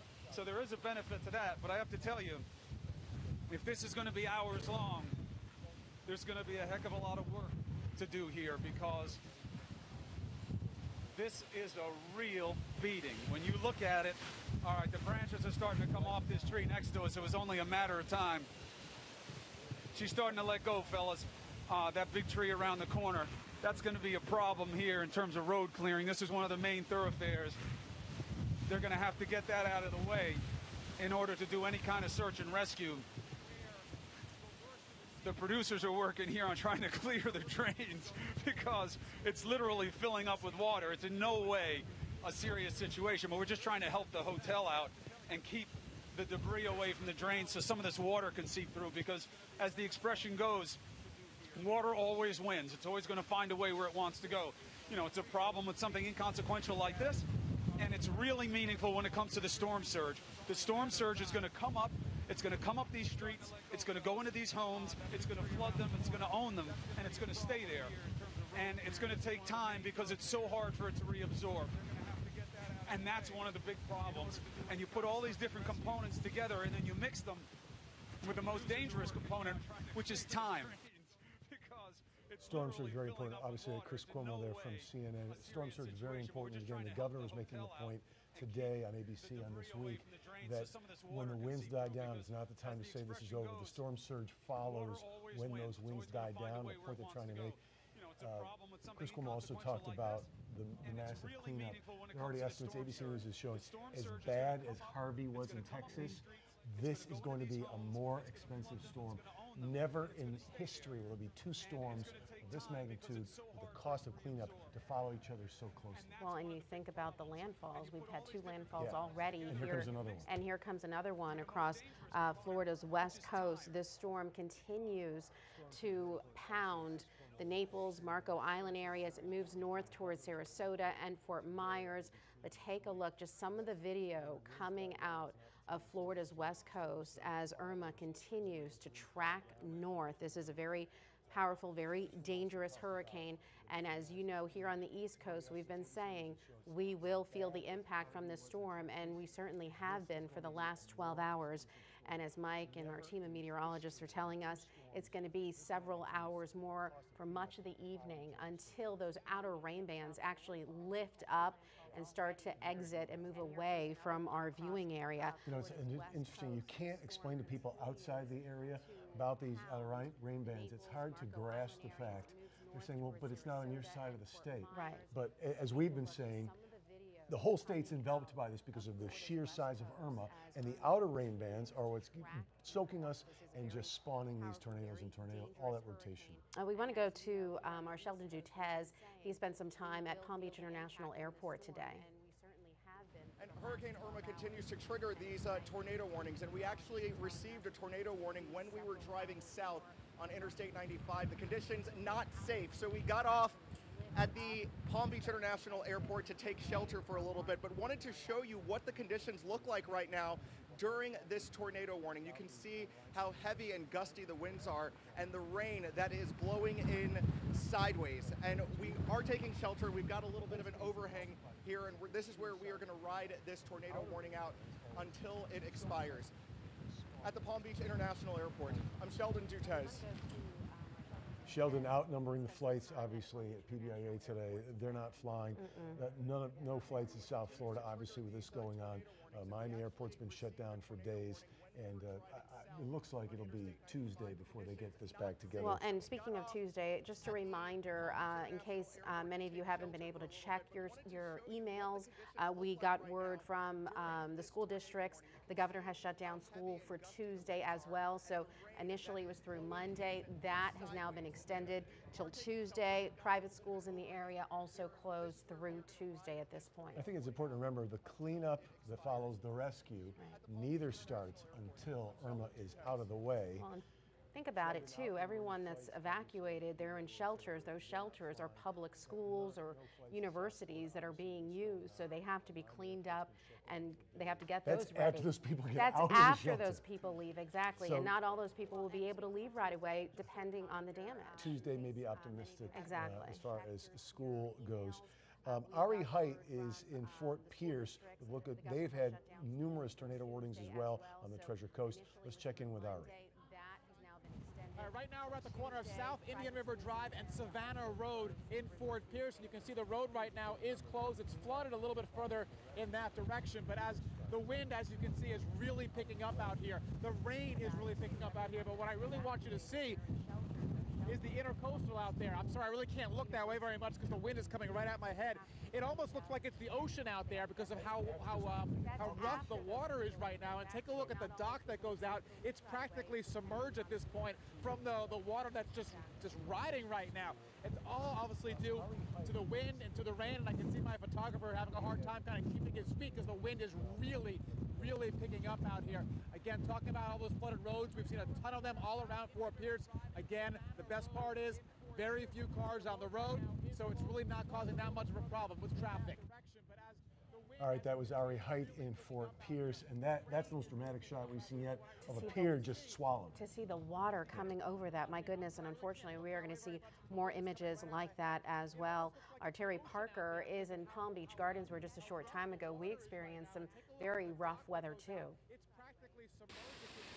At the same time that Hurricane Irma was making landfall at Marco Island just to the west of us, we were feeling it right here in Palm Beach Gardens. The airport, Palm Beach International, recording gusts of 80 miles per hour. We were getting ready to leave in our live truck here out of our station when suddenly the gusts came through here as well. We don't have them recorded as of yet, but the palm trees were bending quite a bit. The wind was so ferocious we safely could not get into that truck and leave. You can see there's already been damage here. This tree just snapped right off, and those are pretty big branches. The good thing is the palm trees can sway pretty well with the wind as it's happening. So we're trying to find out as these rain bands continue. We've been constantly under tornado warnings, not only here, but up and down Palm Beach County and the Treasure Coast. You can really feel the effects as this major hurricane is coming ashore. In Palm Beach Gardens, I'm Terry Parker. Back to you. Hopefully Terry's back in the truck with Kevin Sinicki now. You know, and being in this building, it's like being in a shelter because there's not many windows. So we've got no windows in the newsroom. You actually have to go and open the door and look outside. So I did, and I actually saw Terry before she got out of that truck. To see that damage, it's frightening, and it just brings back so many memories of Hurricane Wilma and Francis and Jean as well. Well, while we're looking at the high winds and the heavy rains and the tornado warnings, Miami obviously is dealing with even higher winds, even more rain, and the surge. And Farron Salee has been there for several days. She is live in Miami Lakes now. Farron, what are you seeing? I'm surprised to not see a downpour behind you. Let's go to Kyung out there. Kyung? Yeah, well, we saw quite our fair share of downpours earlier today. We actually had to stay here in the hotel because, similar to you all, we had several tornado warnings issued in our area. The rain has stopped, but those wind gusts continue to pick up on and off even this evening. I'm going to try to move around a little bit for you guys so you can see some of the damage that's been left behind now from all the heavy winds. If you remember some of my live reports that I did out here yesterday, you see that this is a very different scene that we have here for you now. Look at the trees that have fallen, toppled over, and we even have a little gust coming through right now, if you can see some of the trees and how much they've been blowing here from our balcony.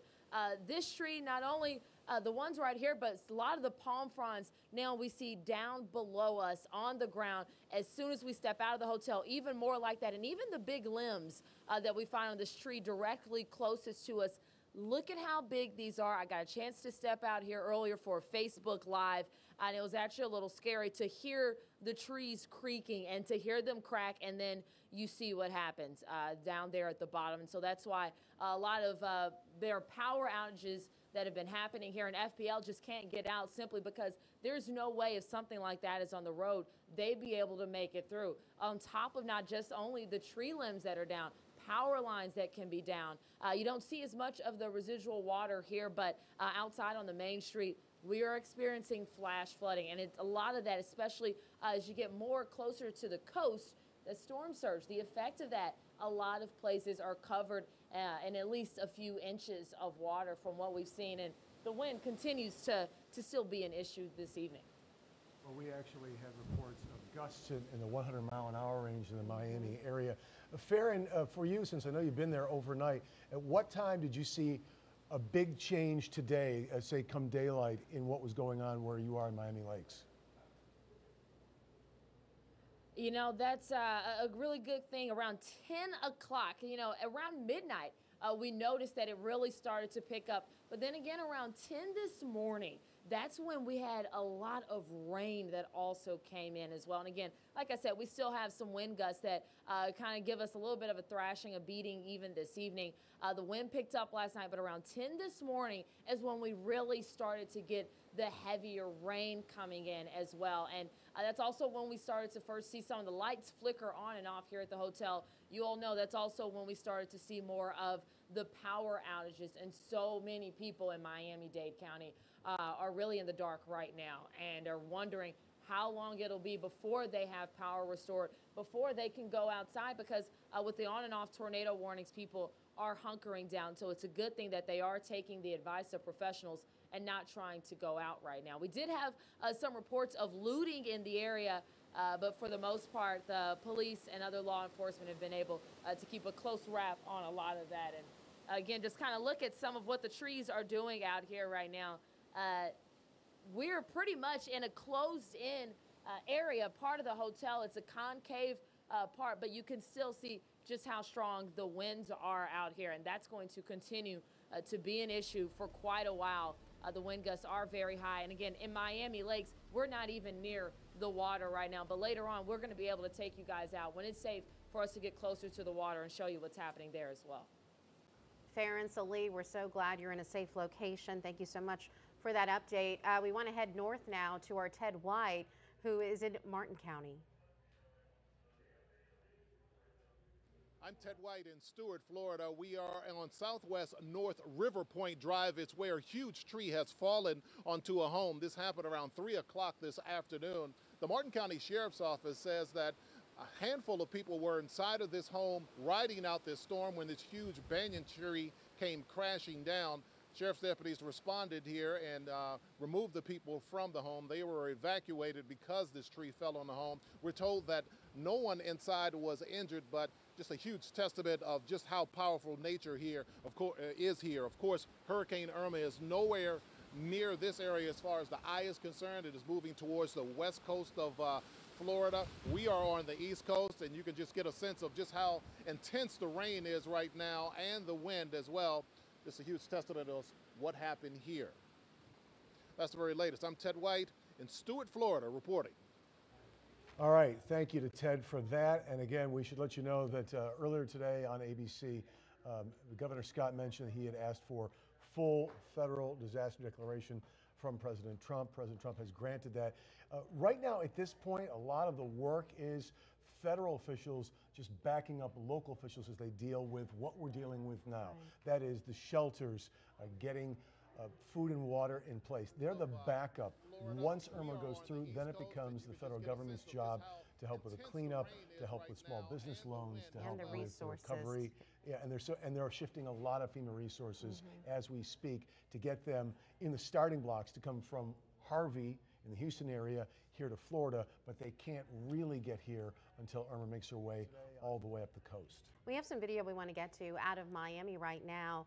of the heavy rains. I mean, you heard Farron talking about it around 10 o'clock this morning. Things were very bad overnight. They saw deteriorating conditions across the Keys and into Miami-Dade County. I mean, scenes like this continue to play out up and down our coast and on Florida's west coast.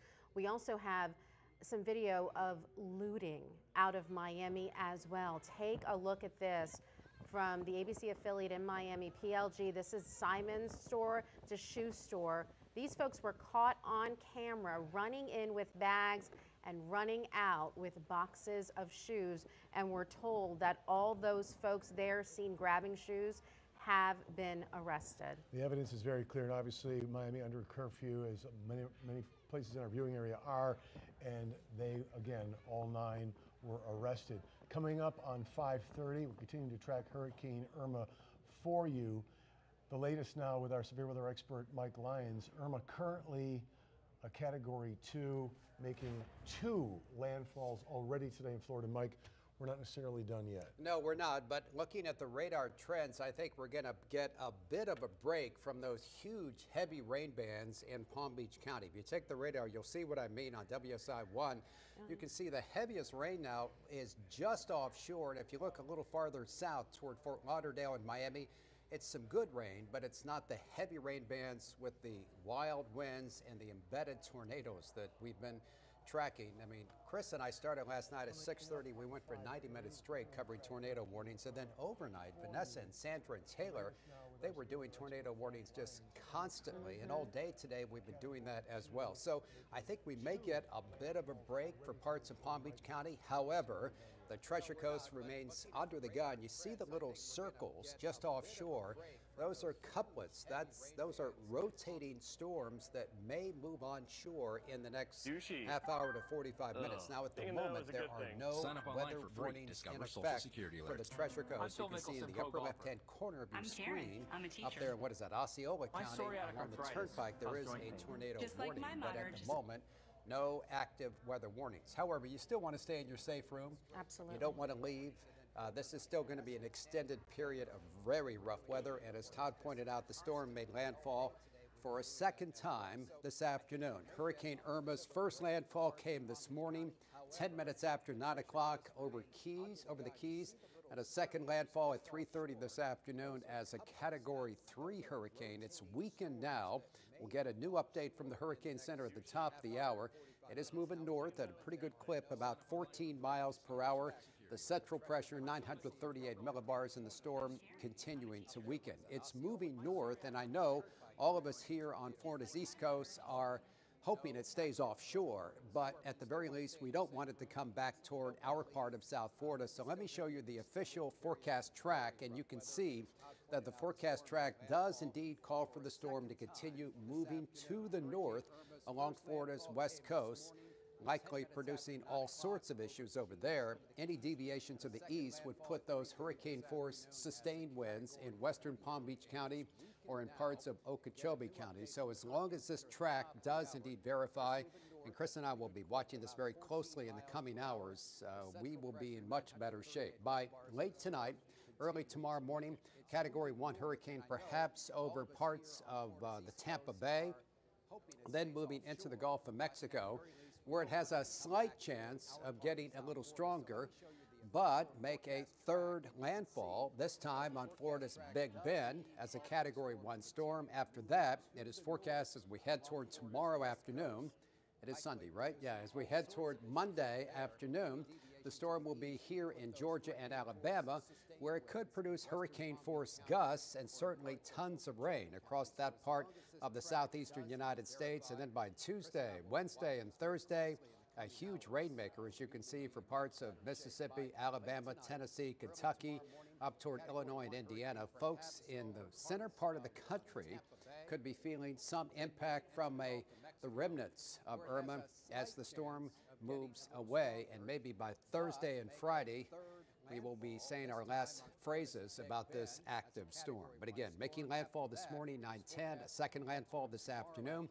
We continue to watch the radar. Again, at the moment, no active warnings, but Chris, we're watching some couplets out there. especially for the Treasure Coast. Got to keep our guard up. Yeah, Mike, we actually do have a new warning that has just popped up for St. Lucie County and again Indian River County, and this is going to be in effect until 6 p.m. You can see again we've got a rotating storm sitting off the coast of Fort Pierce back through Lakewood Park, generally the same areas that have seen nonstop tornado warnings through the early afternoon hours. So heads up in Indian River Shores again, Vero Beach, Lakewood Park, White City through that portion of northern Fort Pierce down to the heart of Fort Pierce. This is where the warning is now in effect until 6 p.m. Rotating thunderstorms continue to pop up. You can see the little icon right there moving quickly towards the west at 55 miles per hour. And we've got a few more scattered spots you can see right here offshore as these quick bursts of wind are kind of causing some friction. We've got some very tropical downpours, so just wanted to bring that to you. Again, a new tornado warning issued for St. Lucie County, Indian River County until 6 p.m. Let me see the latest discussion. They said that a severe thunderstorm producing tornado was near Fort Pierce Inlet, moving, Mike, get this, at 75 miles per hour. That's how quick these storms are booking it. And just to give you the magnitude of how strong these winds are moving forward, again, storm right off the coast of Fort Pierce, moving towards the northwest at 75 miles per hour. Back to you in the studio. And Mike said that he spoke too soon because for that moment, that brief moment, we had no warnings. In fact, when he said it, I thought, when's the last time Mike actually said we have no current warnings? And he jinxed us, right? Well, and he knew it was going to happen. Yeah. Sheldon Dutez has moved from the airport Riviera Beach and is speaking with Riviera Beach Fire Rescue. Sheldon? Yeah, guys, this is as close as the fire department will let us get to Stony Brook Apartments because they've got trucks coming in and out of the entrance over here. But I want to bring in the public information officer for the Riviera Beach Fire Department. And we were just talking a little bit off camera. You said this originally came in as a fire call. The original call was dispatched as a structure fire at 1555 MLK with the Stony Brook Apartments. Once we arrived on scene, we actually found out that it wasn't a structure fire, that we had another type of incident that was going on. We were able to successfully mitigate that incident. While we were working that incident... I'm sorry, what was that other incident? The other incident was water and smoke inside of one of the structures.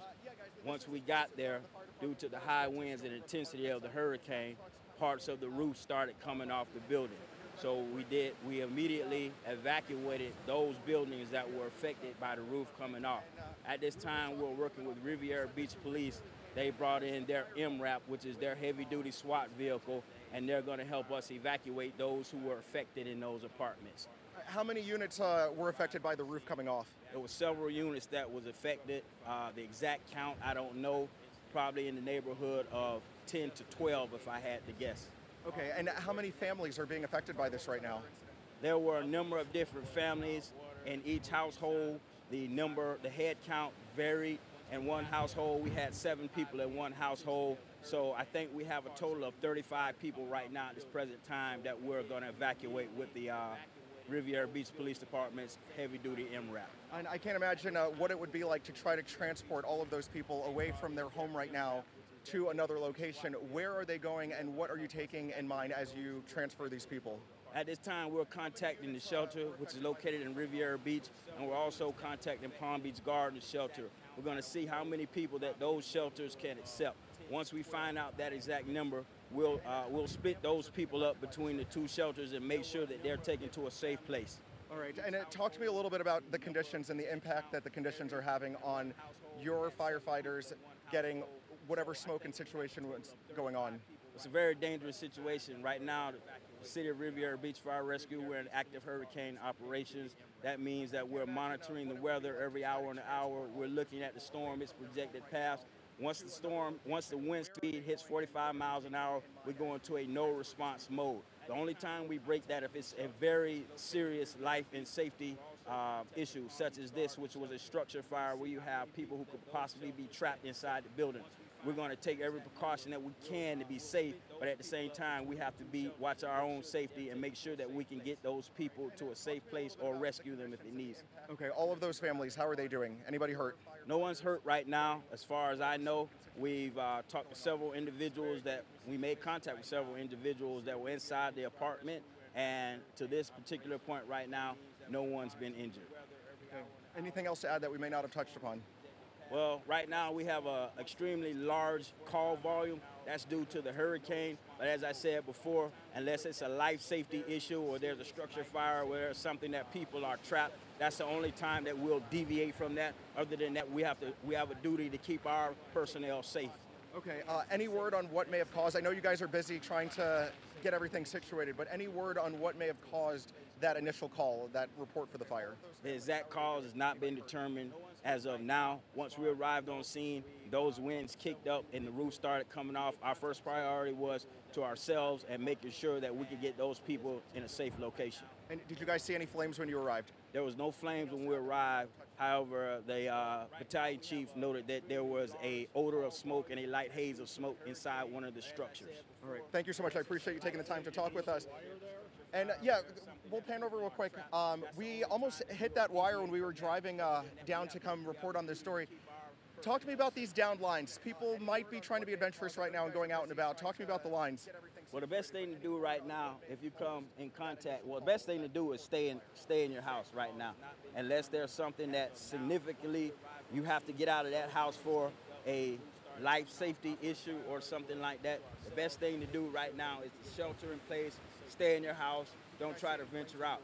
If you see those down power lines, obviously don't come near those power lines. If you have an extreme amount of water in your yard, puddles of water, we advise everyone not to walk through those puddles of water. There may be some kind of energized power line that may be down in that water, could cause great bodily harm and or death. Thank you so much. Very good advice for everyone to keep in mind. And yes, we've been driving around. That's just a situation that's happening here. It's still, they're going to be busy for a little while longer trying to transport all of those people. But I've got to say, driving from the airport over to here, we're starting to see debris and palm fronds and tree branches in the road. And I got to say, caught us off guard as we were heading to this scene here and seeing that power line just whipping around as we were looking for a parking spot close to the apartment complex. So yes, it goes without saying, be careful if you see any down lines on your block or in your neighborhood. You don't know what's underwater. And you can see an armored vehicle coming out of the Stony Brook apartments right now. Gonna toss it back to you guys in the studio. Goes without saying, Sheldon, as well, when you said you see anything outside, don't go outside. Please don't go outside. I mean, we're worried enough about our crews, but this is not the day to even get out of the house or certainly a shelter. No, as emergency managers have said, you need to shelter in place. And I do want to repeat something that fire rescue official was telling us. You know, people are going to venture out once things calm down in the area, even though they're being advised not to. Don't walk through any standing water because you don't know if that water is charged. Stay away from those down power lines and just stay in your home until you're told it is safe I think it's just important to remember this storm is so big that because you see a lull really does not mean it's this over. is over. And Right. again, it's human nature to think, oh, we got through it. We're not through it. We won't be through it for quite some time. And again, we also have a current tornado warning. Chris Martinez is standing by with more on that in the First Alert Weather Center. Chris? All right, Todd and Flea, absolutely not the time to get out and look at this. We're seeing very gusty winds. I haven't seen anything less than 50 miles per hour as these storms come on shore. And we've got to get to this again. It was a newly issued tornado warning for a portion of St. Lucie County and also Indian River County. I measured the winds in and around just north of Bayshore Drive.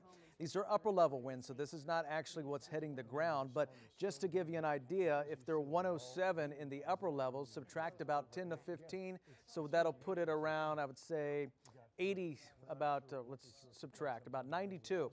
So we could be talking about 90, 85, 92 mile per hour winds in these gusts of winds that are coming through in these tornadoes or these rotating thunderstorms that are getting better to organize just north of Bayshore Drive. And you can see the extent of the warning again across northeastern St. Lucie County, including Paradise Park, Viking, and Florida Ridge. Here's the timing in towards Paradise Park, 5:45. We get in towards Viking at 5:54. Florida Ridge, 6:02. Royal Ponciana Park at 6:08, and Vero Lake Estates at 6:37. Again, we'll be watching that through St. Lucie and towards Martin County. And a few more scattered downpours continue right offshore. We're going to keep a close eye on the Gulf Stream because we're seeing numerous rotating thunderstorms out there. On your other side of the screen, that is a live look at Palm Beach Gardens. So again, if you're here in your city, because I know you may be listening to us now on the radio, if your TV has gone out, we're talking about Port St. Lucie, Fort Pierce, Lakewood Park, White City, Vero Beach, Fellsmere, that area. If you're around that area, get in your shelter, as I'm sure you have been because of the numerous tornado warnings that have been issued. Let's go to the other source and show you of all these rotator markers. As we pop in WSI 2, you can see where the actual center of Irma is sitting down towards the south and west of us. You can see right there approaching Fort Myers, but we've got a lot of rotation coming on shore with the outer rain band, so we still are going to see more rain moving forward through the next, I'd say, 4 hours. And as Irma continues to lift towards the north, we're on that right side and the northeast quadrant, so we're going to continue to be battered with these winds from Fort Pierce to Vero Beach, downtown West Palm, anywhere down to Boca Raton, and portions in between, Indiantown, Stewart, Palm City. So again, just want to reiterate that tornado warning for St. Lucie County and the Vero Beach area and towards Indian River County, that's in effect until 6 p.m. So I'm going to keep an eye on the sky and analyze this radar because I tell you what, Todd and Flea, these rotating thunderstorms are so numerous. We've had at least 15 tornado warnings moving forward since yesterday. Mike and myself were on the wall for 90 minutes at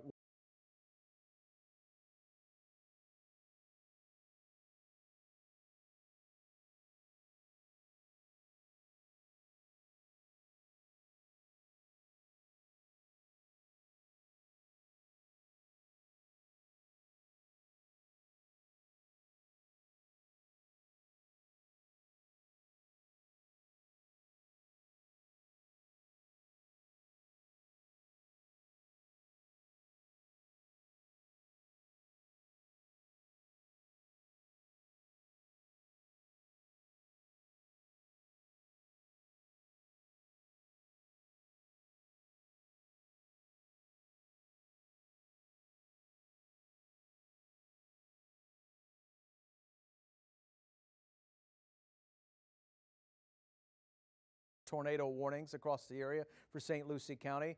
Then we had a little brief break, and then by 10 o'clock, there we go again. Sandra was on the air live with Taylor this morning. Again, so we continue to track the very volatile situation with a high tornado threat, Mike, and I feel like this tornado threat's still in high gear, and we're going to continue with it through at least tonight, maybe even around 10 o'clock. Before we can turn the tornado threat down just a little bit. But I think it's a heightened tornado threat right now moving forward. In particular, Chris, for the Treasure Coast, where we've seen multiple tornado warnings this afternoon. Let's take a moment, update Hurricane Irma. As you know, it's made 2 landfalls today, the first at 9:10 in the Keys, the second at 3:35 on Marco Island. The highest wind gust we've gotten so far out of Marco Island, 143 miles per hour. The 5 o'clock advisory, the storm moving north at 14. Central pressure is starting to rise and the wind's starting to come down. Now that the core of the hurricane is over land, we will continue to see the storm weaken. And again, it's moving north at 14. That's the key component for us for the next few hours, that northerly movement. Will it continue to do so? And the forecast track from the Hurricane Center continues to suggest that the answer is yes. Here's the forecast track. The new advisory as of 5 o'clock, taking the core of the hurricane with those most destructive winds confined to a small area right over parts of western Florida into Tampa Bay. So if the system would somehow deviate or wobble to the east, we would be concerned for Okeechobee County and perhaps western Palm Beach County. And of course, that would put all of us back into more heavy rain bands. But based on this forecast track, it appears the storm will continue moving up Florida's west coast. By late tonight and early tomorrow morning, maybe a Category 1 hurricane as the storm gets very close to Tampa Bay. And we're looking at pictures from Naples, where the storm continues to ravage that part of South Florida and the southwestern corner of the state. So here we are tonight, late tonight, 2 a.m. So that is roughly 8 hours from now, the storm near Tampa, and then it begins its movement back perhaps over the Gulf of Mexico. And then you can see perhaps a second landfall here along the Big Bend as a Category 1 hurricane late tonight and early tomorrow morning. So by tomorrow morning, the storm will be up here. And I think by the time we get the center of the storm up here, our weather situation will be vastly improved. We're still going to have a west and southwesterly wind, likely tropical storm force winds at that point 39 to about 50, 60 miles per hour in wind gusts. Still some rain bands, but a better situation tomorrow morning than we are dealing with now. So maybe another 12 hours of rough weather for the Palm Beaches and the Treasure Coast. It's been bad already. Again, we're going to get through this. It's another 12 hours or so as we track the system as it continues moving off toward the northwest. All right, let's go back to Chris for an update on that tornado warning. Chris? All right, Mike, let's get in front of the radar. Again, this is WSI 2, and just to give you the magnitude of Irma, this is a big-time storm, and you can see the center approaching Fort Myers, but we're about, say, 150, 160 miles away from that area here in South Florida. So we've got a big swath of hurricane-force winds, or at least the potential, moving through our area, and tons of tornado warnings that have been posted for our area. And I do expect it to continue as far as the high tornado threat across the Treasure Coast and lifting towards the north. And as you can see, there are a few more tornado warnings now for the Orlando metro area. Let's get back to WSI 3 and again, track what we've been tracking here across the area.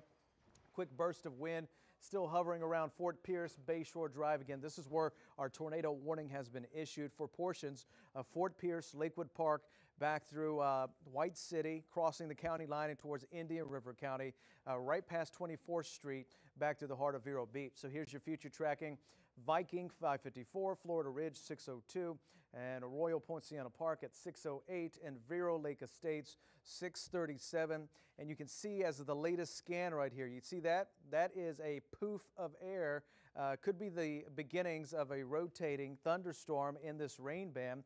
So this is going to be moving on shore just north of Paradise Park and just towards the south of the Viking area. So again, 554 to 602, that is your timing with this very intense storm. When you see these very bright green colors on reflectivity, that's telling me that those winds are pretty strong, and we're talking about the potential for maybe 90-mile-per-hour winds as they continue to move in towards St. Lucie County and also Indian River County. A couple of other areas we're watching right off the coast of Indian River Estates, and you can see we're still keeping a very close eye on this rotation right here that is offshore from Ocean Breeze Park, Stewart, Palm City, Seminole Shore. So we'll see if that area of rotation holds together. But here's the timing on that. Sewell's Point 554, Ocean Breeze Park at